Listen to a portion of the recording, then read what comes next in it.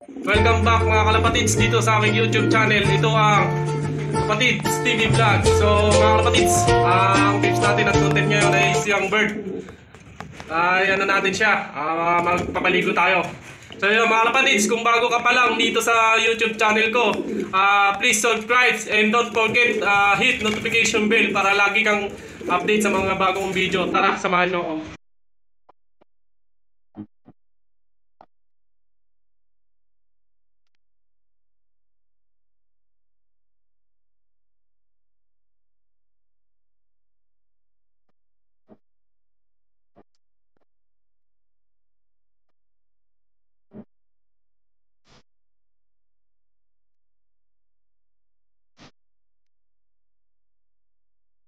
Ito na yung Young Bird natin. Mag-ano tayo sa kanya ngayon, mag-force bat. Ito yung ano natin, Marcellus na pure. At yung Basco Batanis natin na finisher. Mga kalapatids, ang magulang nito is finisher din ng Masin Leyte tsaka Francisco Leyte. So yun kalapatids, alam na natin kung may dudulo yung linyada natin. Itong linyadang na to ay galing kay Sir Obet Ardalis ng Cavite Panzer. Yung kalapatids, kilala nyo naman yun kung sino yun. Itong ano naman natin kalapatids, galing sa Champion Loop kay Pasaway, EPR member at coordinator. Itong Marcellus na to is pure. So yun, bali krinos natin siya sa mabilis na ibon. Request ni Boss John Drake, shoutout sa'yo. Ito na boss, parang may release mo yata to. Pinupol condition ka na kahit Young Bird pa lang. Si Boss John Drake ay nasa ibang bansa, siya ay seaman. So ngayon, breed natin to kasi hati kami pag magbe-breed ako. Ngayon lang ako nag-breed. Lahat yan di nakasalang. Ito nga pala yung finisher ng Gataran putik. So yung mga kalapatids, alam nyo naman kung gaano kahirap magpa-dulo ng putik.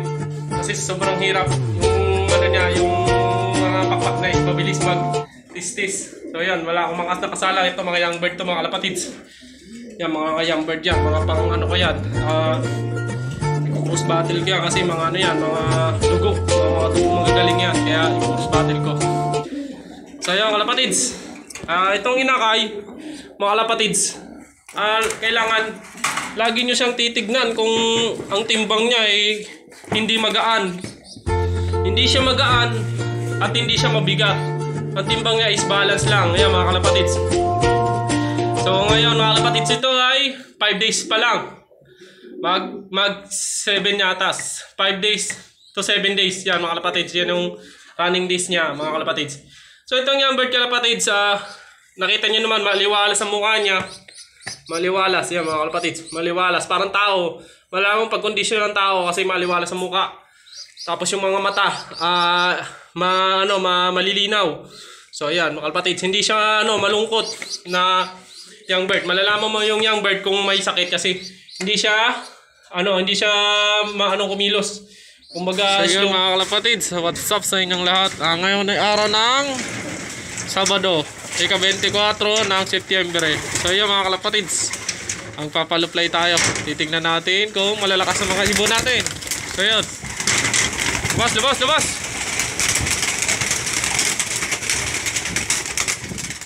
So ayan mga kalapatids, malalakas ang pakpak nila. Ayan, mabilis siya. Yung ulo niya, kaliwat kanan at tingin niya, yan, malalaman mo kung healthy yung Young Bird. So yan mga kalapatids. So yan ang basehan natin sa mga Young Bird na gagawin natin panlaban. At ito naman yung mga pakpak niya, makikita mo mga kalapatids kung maayos ang tubo. So yan. Yan.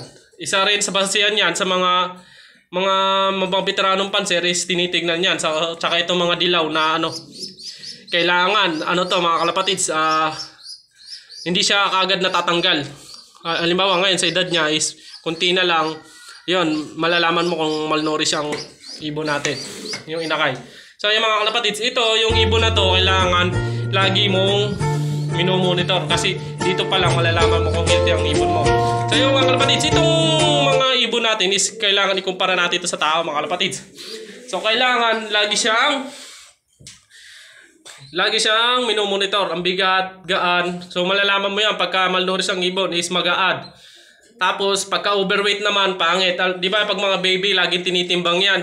Pinupunta sa center, titimbang, titignan ng kung overweight siya. Pag overweight siya, babawasan ng timbang niya. Kailangan balance lang po yung weight niya na umaayon sa edad niya.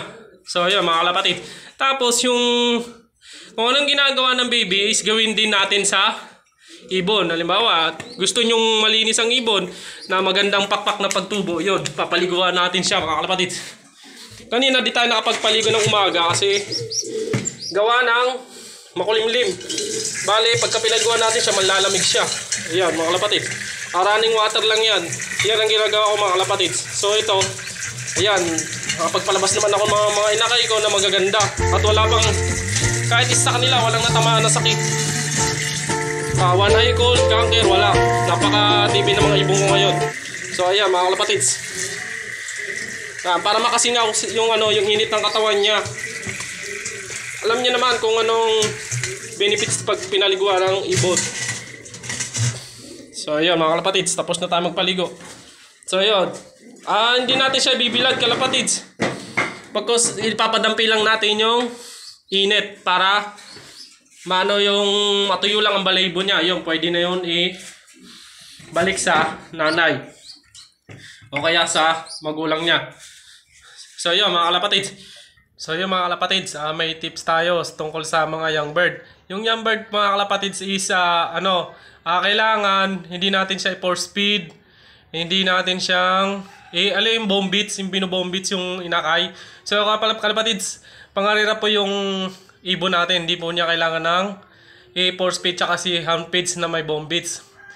Ang kailangan niya is gatas ng nanay niya tsaka tatay niya. Natural lang po. Hindi po natin siyang ipo-force feed. Pwede siyang magkaroon ng sapola habang bata pa siya. O kaya yung matabang mabigat, ma-overweight siya.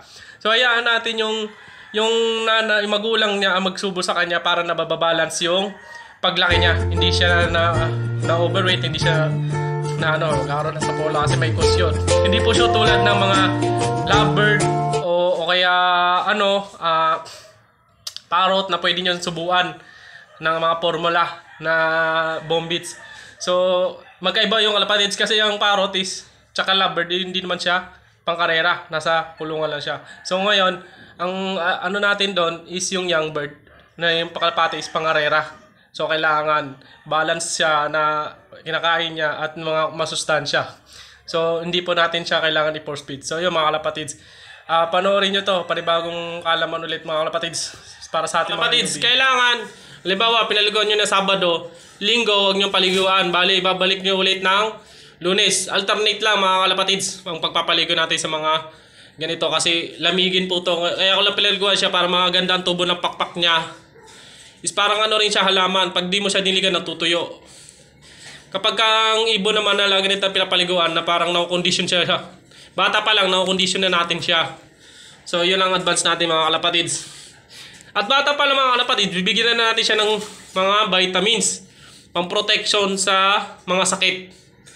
Kasi pag bata pa lang yung inakay is sakitin na. Kaya mahalaga ang mga vitamins. Yung hindi matapang na vitamins kalapatids, yung tama lang sa kanila. Para pagsabay ng paglaki nila, hindi sila maging malnourished at magandang paglaki nila na maayos. So ayun mga kalapatids, isa sa mga tips ko yung mga kalapatids kasi ito, nasubukan ko na to nung nakaraang taon. Ito ang ginagawa ko, lagi siyang pinapaliguan. Tuwing umaga pinapaliguan ko siya, alternate, tapos pinapalipilit sa araw. Pero ngayon tulad ngayon maulan, hindi ko siya nagagawa. So yun mga kalapatids, kasi malamig, alternate na lang. So yun, malalaman nyo to yung ganda. Kapag siya ay lumaki, malalaman nyo na makintab ang buhok niya. Tulad nito mga kalapatids. So yun mga kalapatids, ito yung basihan ko. Ayan, malinis ang nila kalapatids. Yung buhok nila, magandang pagtubo. So yun, mabalbon sila. Ayan, isa sa mga malalaman ng ibon pag kondisyon. Ang magandang pagbe-breed mo kasi tignan niyo yung mga balayboys, makapal. So yeah, mga kalapatids.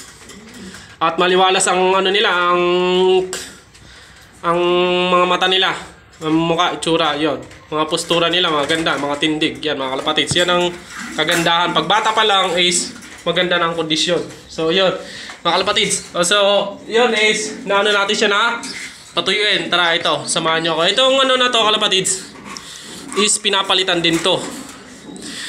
Nasa sa inyo kung anong oras nyo papalitan yung, halimbawa may nakita na kayong dumi na naka ano sa kanya, halimbawa puro tae na. Ayan mga kalapatids, puro tae na siya. Tatanggalin nyo to, kukudkurin nyo.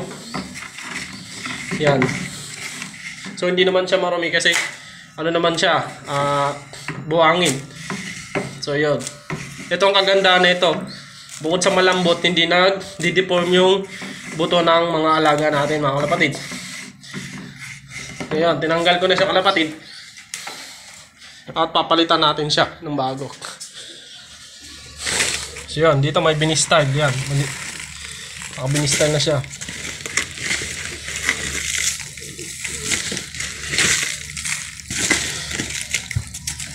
So yun, mga kalapatids. Itong tips na to mga kalapatid is para sa mga newbie lang mga kalapatids. Sa mga veterano dyan, alam naman nila kung anong mga ginagawa ko. Kung mali, mag-suggest lang kayo kalapatids. Kasi ako, 2 taon pa lang ako, 3 taon pa lang ako naglalaro sa club. So yun, newbie pa rin din ako. Ito mga kalapatids. Ayan, babalik na natin siya kasi tuyo na. O ayan mga kalapatids. So yun mga kalapatids, kung nagustuhan mo itong video mga kalapatids, please like and share mga kalapatids. Don't forget to hit notification bell para sa mga karagdagang mga video natin mga kalapatids. Samahan nyo ako hanggang dulo mga kalapatids sa ating karera. So yun mga kalapatids, malapit na matuloy ang ating karera sa Norte ang ano namin. So yun, hinihintay na lang ang blood sampling mga kalapatids para may tuloy na. So ito mga kalapatids, ito yung white natin na Louis Banlon na naka ano sa Jansen. Yan mga kalapatids, nakaingal pa akyat baba sa hagdanan. Yan mga kalapatids, puting-puti, kaya tistisin ng mga pakpak. Kailangan marunong ka mag kondisyon ng ibon para ang pakpak hindi ganong ko tistisin. So yun mga kalapatids, bata pa lang, inaalagaan na natin yung mga ibon natin para alam natin kung paglaki nila.